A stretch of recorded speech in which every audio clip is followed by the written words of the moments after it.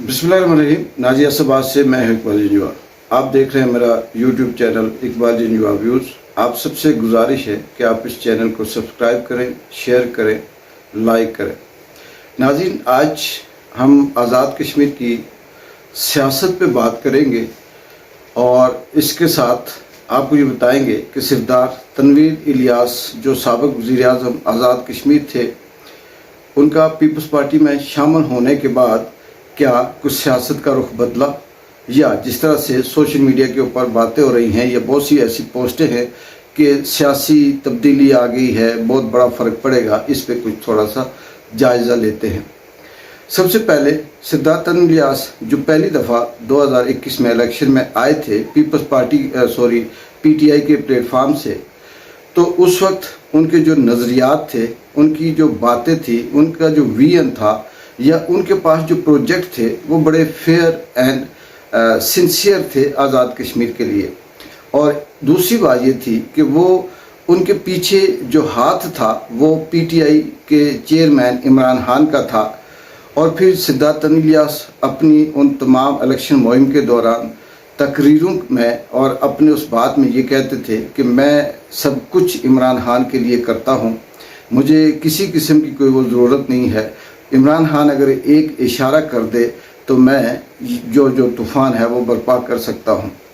दूसरी बात ये थी कि सरदार तनवीर इलियास के पास जैसे प्रोजेक्ट ये था कि ये जो आज़ाद कश्मीर का कॉरिडोर है या इस तरह से सैर व सियाहत के हवाले से जो मकामात हैं उनको फैसिलिटेट करना, वहाँ पे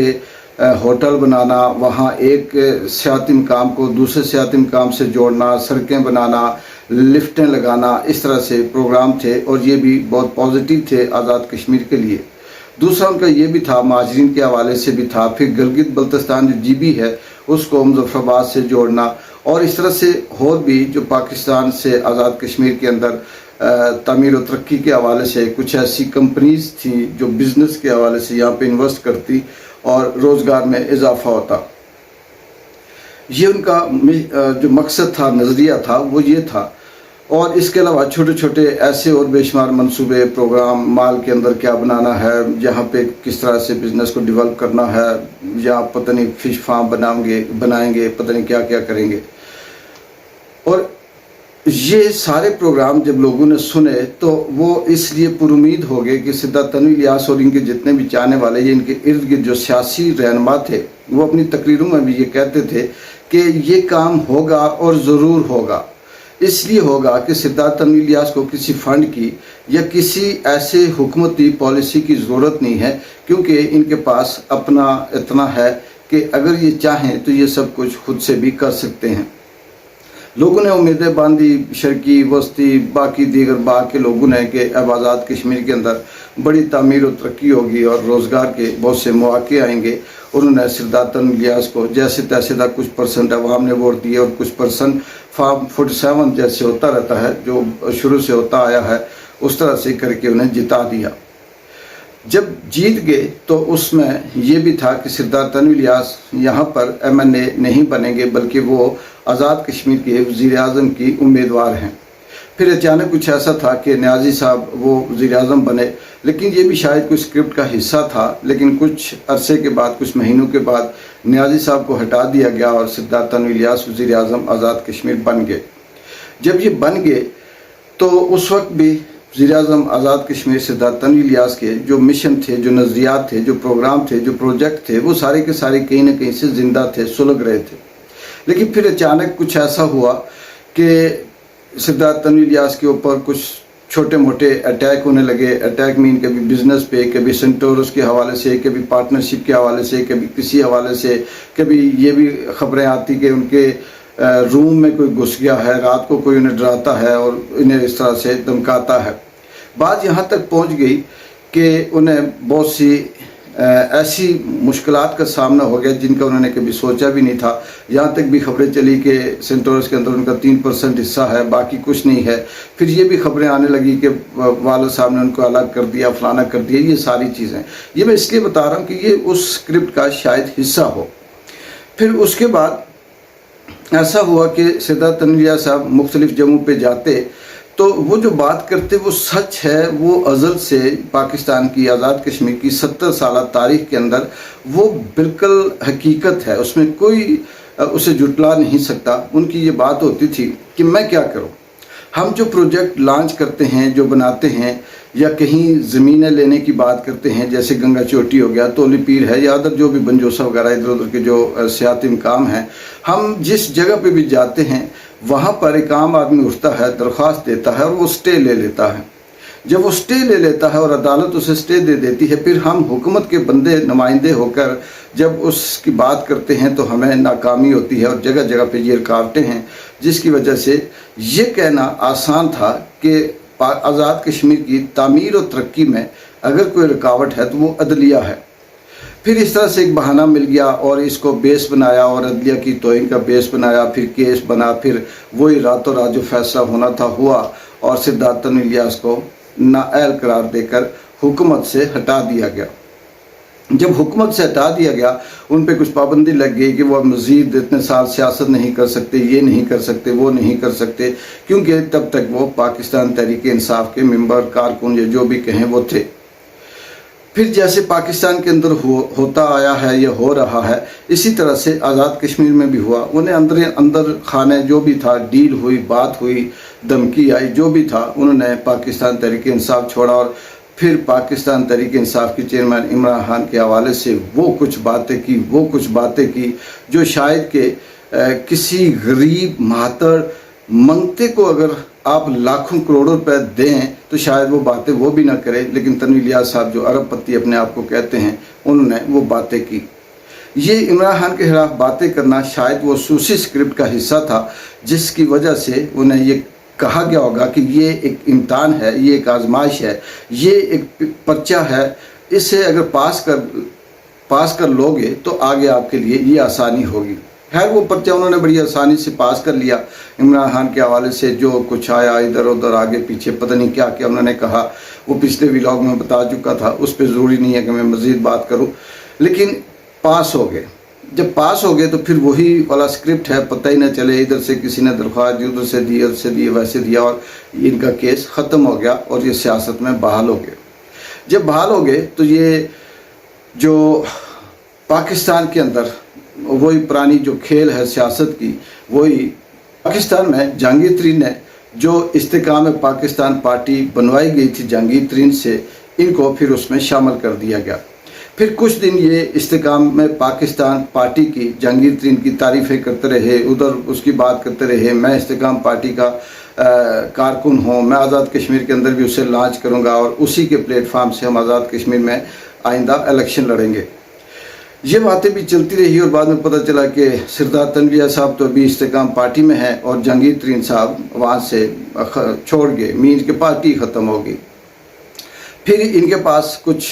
टाइम ऐसा था कि खामोशी रही और इस खामोशी के दौरान ये सारी का सारा एक स्क्रिप्ट है, बातें होती रही कि तन्वीर इलियास आ रहे हैं, नून लीग से आ रहे हैं, इस्तेकाम से आ रहे हैं, वो पीपल्स पार्टी में जाएंगे, वो इधर जाएंगे, वो उधर जाएंगे, ये बातें सारी होती रही। लेकिन अंदर खाने ज़ाहिर है कहीं ना कहीं से खिचड़ी भी पकड़ी होती है, डील भी हो रही थी। ये एक सियासी शायद कहीं यहाँ का कल्चर या माइंडसेट ऐसा है कि दिखाओ इधर की, बताओ उधर की, करो उधर की, बस इस तरह से एक सिलसिला चलता रहा। आखिरकार फिर ये हुआ कि सरदार तन्वीर इलियास खान ने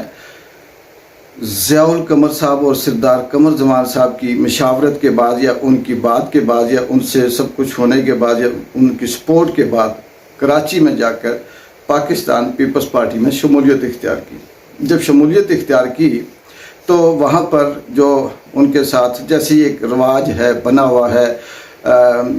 गले में वो पार्टी का जो परचम है वो डाला और फिर वहाँ पे जो जो चीज़ें होती हैं वो होती रही। उसके बाद सरदार तन्वीर इलियास साहब आज इस्लामाबाद पहुँचे और सबसे पहले उन्होंने इस्लामाबाद में जो वहाँ पे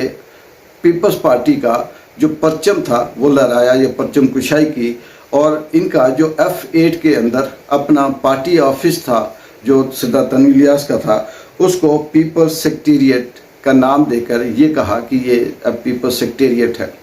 अब इसमें दो चीज़ें जो नोट की मैंने, ये जो देखी कि जब सरदार तन्वीर इलियास साहब उतर कर गाड़ी से आ रहे थे तो उनके ऊपर फूल फेंके जा रहे थे, हार फेंक डाले जा रहे थे और बहुत कुछ इस तरह से नारे लग रहे थे। अब उन नहरों के अंदर जब आप देखें तो वो ना किसी किस्म का जोश था और ना कोई ऐसा था। अब वहाँ पे कारकुन भी पजल थे, क्योंकि सिद्धार्थ तन्वी इलियास की अपनी भी एक सियासी कारकुनों की पार्टी थी, जो भी जो कारकुन थे वो साथ थे, और दूसरी तरफ सिद्धार्थ ज़ियाउल कमर और पीपल्स पार्टी के जाले भी साथ थे। अब वो समझ नहीं आ रही थी कि वो सिद्धार्थ तन्वी इलियास को जिंदाबाद कहें, ज़ियाउल कमर को कहें, या ऐसे कहें वैसे, लेकिन सियासत है, मिलजुल के अभी ताज़ा दुल्हन है और दुल्हन को इतने जल्दी वो वाले इल्ज़ामात नहीं लगाने, वक्त के साथ चलना है। फिर वहीं से वो अपने सेक्रेटेरिएट में गए और वहाँ पर जो सिद्धार्थ तन्वी इलियास के पॉलिटिकल एडवाइज़र हैं, सरदार इफ्तिखार रशीद, उनके साथ ज़ियाउल कमर भी थे, अली शान सोनी भी थे, सरदार अहमद सगीर भी थे और अदनान साहब भी थे, और दीगर भी सीनियर जो पीपल्स पार्टी के कारकुन हैं, रहनुमा हैं, वो भी थे। और फिर वहाँ पे उन्होंने एक छोटा सा प्रोग्राम किया जिस पे उन्होंने कहा जी कि यहाँ पे कारकुनों से मुलाकात है, और हम सरदार इफ्तिखार रशीद ने ये कहा कि यहाँ जो कारकुन हैं वो सिद्धार्थ तन्वी इलियास से मिल सकते हैं, बातचीत कर सकते हैं, और बाकी का लाएमल बताया जी कि हम मिल के चलेंगे, कश्मीर में दूध और शहद की नहरें बहाएंगे, और अब वाकई असली तो जो यकीनी तौर पर आज़ाद कश्मीर के अंदर पीपल्स पार्टी का मैंडेट बहाल होगा और बहुत कुछ होगा। इसमें जो मैंने फील किया, ये जो मेरा तजिया है वो ये है कि सिद्धार्थ तन्वी इलियास एक अलग स्कूल ऑफ थॉट से ताल्लुक़ रखते हैं, और उनके साथ जो कारकुन हैं वो एक अलग स्कूल ऑफ थॉट से मतलब वो उन्हीं के साथ, सिद्धार्थ तन्वी इलियास के साथ ही उनका स्कूल ऑफ थॉट है। और दूसरी तरफ जो जाले कह लें, पीपल्स पार्टी के कह लें, या ज़ियाउल कमर साहब के साथ जो लोग हैं जिनका ताल्लुक़ हल्का वस्ती बाग से है, ये एक अलग स्कूल ऑफ थॉट से इनका ताल्लुक़ है। अब ये जो पीपल्स पार्टी के कारकुन हैं, जाले हैं, ये थोड़े से पॉलिटिकल आप कह सकते हैं कि सियासी बैकग्राउंड इनका काफ़ी अरसे से है। ये बड़ी कम हालात के अंदर भी अच्छा मैनेज कर लेते हैं, और इनके पास एक तंजीम को मुनज़्ज़म करने का एक अच्छा वो है। और साथ ये भी है, दोनों तरफ है कि ये यहाँ का माइंडसेट भी है कि कहीं प्रोग्राम हो, स्टेज हो, तो उसमें कोशिश ये होती है कि मेरे ग्रुप के जो बंदे हैं वो ज़्यादा तकरीर करें, उसके ज़्यादा तकरीर करें, स्टेज पे मेरा कंट्रोल हो, स्टेज पे उसका कंट्रोल हो। तो ये चीज़ें देखकर मुझे ये लगता है कि सिद्धार्थ तन्वी इलियास की पार्टी और आज़ाद कश्मीर में बाग के अंदर ज़ियाउल कमर की पार्टी, ये इनका आपस में बहुत ज़्यादा देर तक चलना बहुत मुश्किल है। शायद क्योंकि इलेक्शन नज़दीक हैं और आज़ाद कश्मीर के अंदर कहीं रजीम चेंज का भी कुछ प्रोग्राम हो, अदम एतमाद लाने का, चौधरी अनवारुल हक साहब का, क्योंकि टेन्योर पूरा मतलब उनका जो इम्तहान था, उनकी जो मुशक्क़त थी वो पूरी हो गई है। अब उन्हें बाय बाय कहना है और एकदम से फिर पीपल्स पार्टी को लाना है, और आने वाले इलेक्शन में कुछ मिक्स खिचड़ी सी पकाकर पीपल्स पार्टी, नून लीग या कुछ दो चार और इस तरह से छोटी मोटी जमातें, उन्हें मिलाकर एक हुकूमत बनानी है। सवाल यहाँ पे सबसे बड़ा ये पैदा होता है, हाँ बल्कि ये भी है कि चौधरी यासीन जो सदर पीपल्स पार्टी आज़ाद कश्मीर हैं, उनसे भी तन्वी इलियास साहब मिले, उनके घर गए, उनने भी बड़ी जो सियासी बातें होती हैं, ये बातें हैं सियासी हैं कि बड़ी खुशी हुई और बड़ी तब्दीली आएगी, और आपके आने से जमात पार्टी के अंदर बहुत फ़र्क पड़ा और अब हम मिलकर काम करेंगे, ऐसे वैसे ये सारी चीज़ें चलती हैं। इनके अंदर कोई हकीकत नहीं होती, क्योंकि पिछले 40-50 साल की बातें सुने तो सेम यही है। एक छोटा सा बंदा भी किसी जमात में शामिल होगा तो यही कहा जाता है कि ये बहुत बड़ा हमारे लिए तुर्रमहान आया है। तो इनका आने वाले वक्त में, क्योंकि जो माइंड सेट है वो ये है, सिद्धार्थ तन्वी इलियास के साथ वही शख्स सियासी तौर पर हो, सहाफ़ती तौर पर हो या समाजी तौर पर हो, वही शख्स सिद्धार्थ तन्वी इलियास के साथ जुड़ता है जो सिर्फ और सिर्फ पैसे खाने के चक्कर में होता है, या जिसे ये उम्मीद होती है, खाने के चक्कर चलो छोड़, जिसे ये उम्मीद होती है कि मैं यहाँ से कुछ न कुछ निकाल लूँगा, चाहे वो पेट्रोल की मद में हो, चाहे वो किसी इश्तिहार की मद में हो, कहीं ऐड लगाने हों, कहीं बड़े बड़े बैनर लगाने हों, या जो भी इस तरह से है। क्योंकि पीपल्स पार्टी के पास अब उस तरह से आज़ाद कश्मीर में मुहिम चलाने के लिए या कुछ इस तरह से करने के लिए काफ़ी उसके हालात ख़राब हैं, इतनी वो तगड़ी नहीं रही। तो ये सारा सिलसिला है, लेकिन इसमें देखते हैं कि आने वाले वक्त में इन दोनों मुख्तलिफ डिफरेंट स्कूल ऑफ थाट के सियासी रहनुमाओं का आपस में मिलना कहाँ तक चल पाएगा, और अगर इलेक्शन होता है تو کیا پیپلز پارٹی آزاد کشمیر کے اندر اس لیول پہ ہو سکے گی کہ وہ حکومت بنائے؟ اور اگر حکومت بناتی ہے تو کیا جو تنویر الیاس صاحب ہیں وہ بالکل سنگل MNA کے طور پہ کام کریں گے، یا وہ بھی کہیں نہ کہیں اپنے آپ کو وزیر اعظم کی اس دوڑ میں شامل کریں گے؟ باقی پیپلز پارٹی کے چاہے وہ زرداری صاحب ہوں، بلاول بھٹو ہوں، یا وہ دوسری جو ان کی ابھی میرے ذہن سے نام نکل گیا وہ ہوں، یہ سارے کا سارا جو مائنڈ سیٹ ہے 10% سے 40% تک گیا، ان کا صرف خاموشی سے چلنا، کھانا، اڑانا اور اس کے بعد فارغ کر دینا، یہ ان کا کام ہے۔ تو دیکھتے ہیں کہ آنے والے وقت میں آزاد کشمیر کی سیاست کس طرف کیسے رخ بدلتی ہے، اور یہ جو دو پارٹیوں کا گٹھ جوڑ ہوا ہے اس کا نتیجہ کیا نکلتا ہے۔ اقبال جنجوع کو اجازت دیں، اللہ حافظ۔